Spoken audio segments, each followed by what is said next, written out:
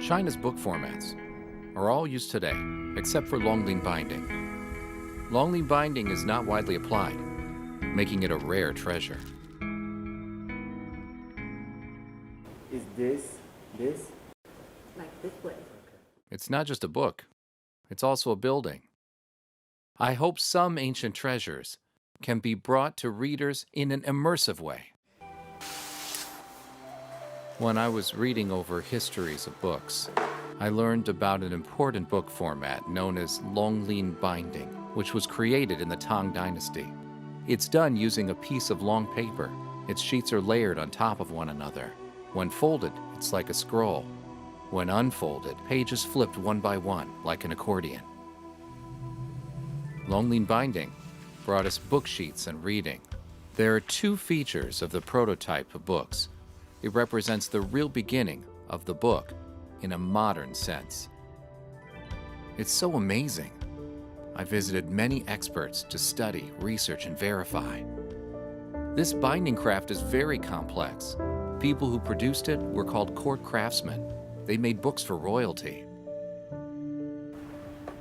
There's no precedent for doing this. Printing on Xuan paper, controlling the ink, designing the color, and exquisite patterns, these are all challenges I face. There are up to 20-30 processes, and each process must start from the accomplishment of the previous one. If you make a mistake during one of them, all prior work will have been for naught. These layered sheets can form a complete painting, so you must make sure there's no error in any of the sheets. The paper I've wasted could fill up an entire room. In 2010, my first Longling binding work, Diamond Sutra, was finished. I spent 2.5 years making it and experienced many failures during that time.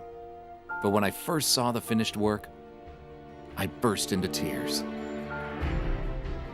Once I exhibited my works in the US, a Chinese artist has brought some artworks.